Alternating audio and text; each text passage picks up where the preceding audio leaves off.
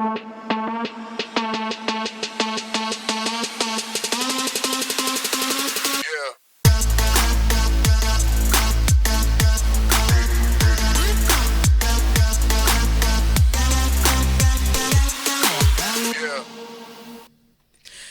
pessoal! Sejam bem-vindos ao podcast Papo das Doutoras. O podcast que simplifica o direito pra você.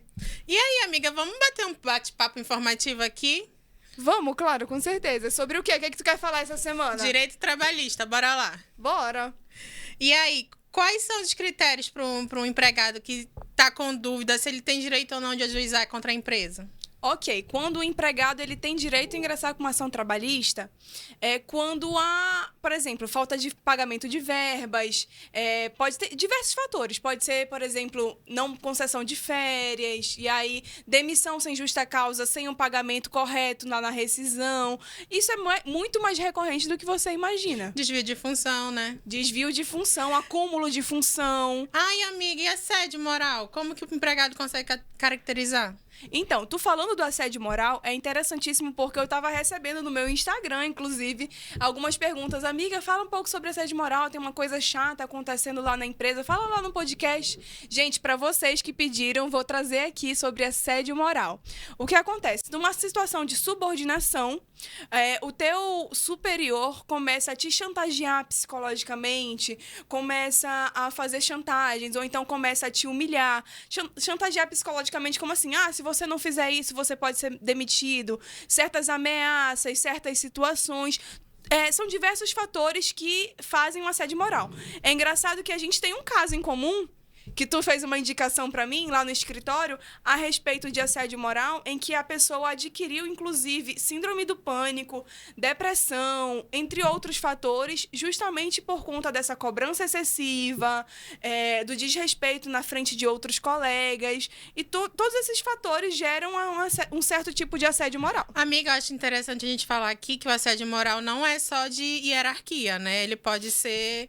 Como é que chama quando é de empregado para empregado? Então, entre colegas, né? Isso. Também pode ser entre colegas. Se você vê aí a situação, tipo assim, um colega teu tentando te derrubar, isso acontece, é muito frequente no mercado de trabalho.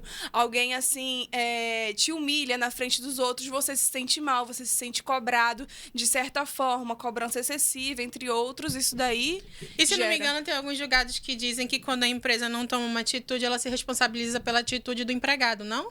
Isso, a gente faz da seguinte forma, na hora do ajuizamento da ação, além de ser contra a pessoa que praticou o assédio moral, é contra, como que a gente chama? Quando no polo litisconsorte vai ser, né, a empresa também.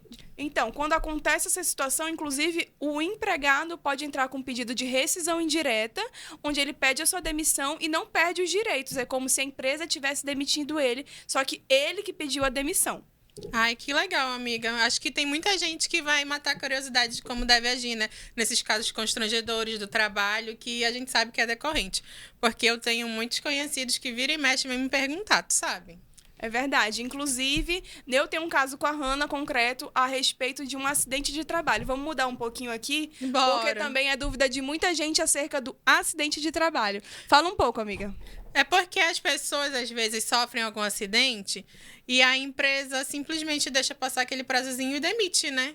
Isso. Só que ele tem um prazo de estabilidade, que aí muitas vezes a empresa não respeita. Explica um pouquinho, amiga. O que acontece? Aconteceu um acidente de trabalho. A empresa, tem plano de saúde, prestou assistência médica e tudo mais. Aí, quando você consegue o laudo que você realmente adoeceu e aquela doença se encaixa naquele rol de estabilidade provisória, a empresa o que faz?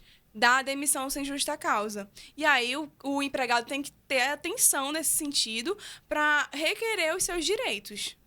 Que justamente com a estabilidade da doença, ele ainda tem um período do qual ele deveria gozar dos salários todinhos, né? Isso mesmo. Dependendo da estabilidade, geralmente, se for provisória, é 12 meses. Se for definitiva, se for ser por laudo médico, for comprovado que é uma doença que vai te lesionar pro resto da vida, aí você o certo já é entrar com pedido junto ao INSS, né? Isso mesmo. Você entra com pedido, enfim, diversos fatores. Procure sempre um advogado. Então, gente, qualquer dúvida maior, pode procurar a gente direto no Instagram, viu? Até o próximo episódio.